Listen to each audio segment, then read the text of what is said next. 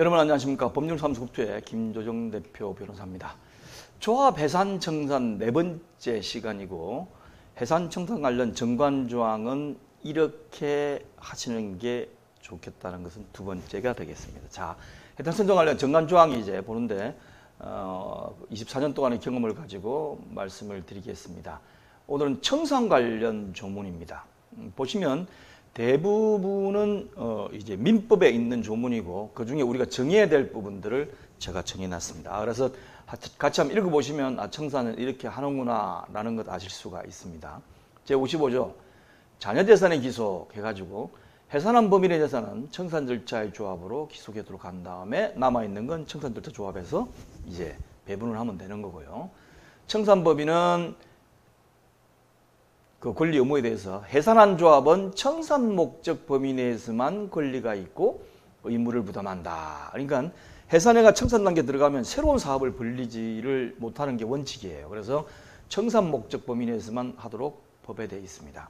그리고 57조 청산인은 다음과 같은 업무를 하는데 현존하는 조합의 사무 종결, 그죠? 그리고 뭐죠? 채권의 추심 및 채무 변제, 자녀재산 처분, 그 다음에 청산에 필요한 사항, 주로 이제 청산을 하기 위한 업무 종결, 채권 채무 변제 이렇게 하는 것이 청산이다 생각하시면 돼요. 그 다음에 이제 채무 변제 및 자녀재산 처분을 하는데 이게 조금 혼동스러운가 봐요. 청산 종결 후 조합의 채무 및 자녀재산이 있을 때에는 해산 의결일 당시의 조합원에게 관리처분 계획상 종전권리가액을 기준으로 형평이 유지되도록 공정하게 배분해야 한다. 이렇게 해놨는데 뭐냐면 분명히 조합 정관에 그렇게 돼 있는데도 불구하고 어떤 조합은 이전 고시 당시를 기준으로 해서 배분을 다 해줘 버렸다는 겁니다. 그럼 잘못된 배분이에요. 그러면 이전 고시하고 난 다음에 준공인가 받고 난 다음에 이전 고시하고 그런 다음에 이제 소유권 보존 등기를 해주지 않습니까? 조합원들한테. 그 이후에 해산 총회할 때까지 기간이 있기 때문에 소유권이 막 변동이 돼요. 변동이 되면 변동된 새로운 사람이 소유자가 조합원이 돼가지고 해산 의결일 당시를 기준으로 하면 변동된 사람이 받아야 돼요. 그런데도 불구하고 잘못해가지고 이전 고시일로 했다. 뭐 문제 없더라. 뭐 이렇게 얘기하는데 그건 문제 없어. 아무도 문제를 제기 안 하니까 그런 거고, 원칙적으로는 해산 의결일 당시이기 때문에 못 받은 사람이 조합 보고 달라 그러면 줘야 되고, 조합은 잘못 준 사람 받아내야 되고, 이 굉장히 복잡하고 만만치 않습니다. 그래서 조금 그걸 잘하는 데는 이번에 해산할 때 여러 가지 보면 보시면 뭐죠? 한 1,000만 원 이상 주는 데도 있고 이런 걸 제가 볼 적에는 그렇습니다. 그러면 이제 어떤 걸 배분으로 하느냐? 관리처분 계획할 때 종전권리가의 기준으로 보통 많이 하지 않습니까? 그래서 관리처분 계획에 이미 아마 종전권리가의 기준으로 한다고 되어 있을 겁니다. 그래서 저는 이렇게 정했습니다. 그 다음에 59조 채권의 신고. 청산인은 취임한 날로부터 2월 내에 3회 이상의 공고로 채권자에 대하여 일정한 기간 내에 그 채권을 신고할 것을 최고해야 한다.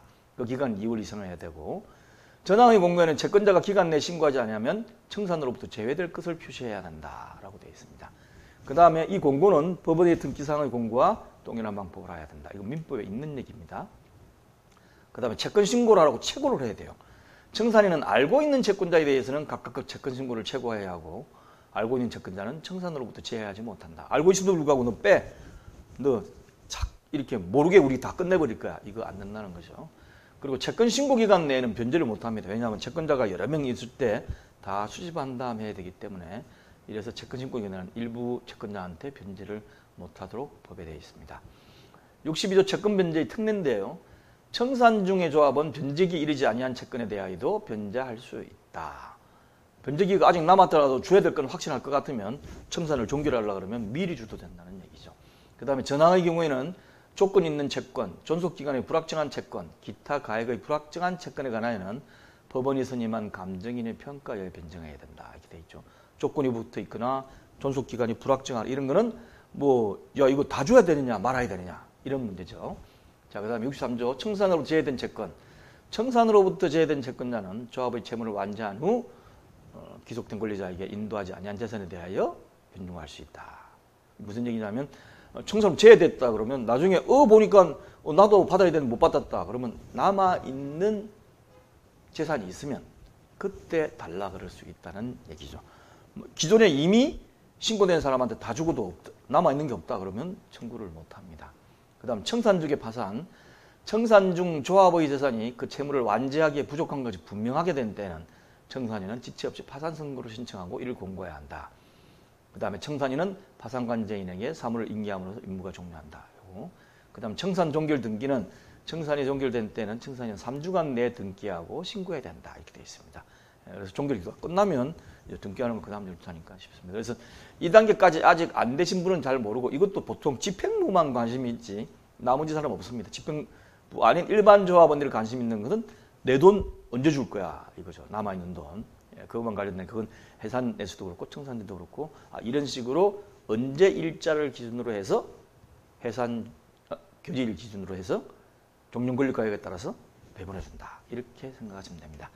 자, 유튜브 보시는 분은 오른쪽 설명을 클릭하셔가지고 밑에 하단에 설명을 참고하시기 바랍니다. 제5강좌에 넣어놓도록 하겠습니다. 감사합니다.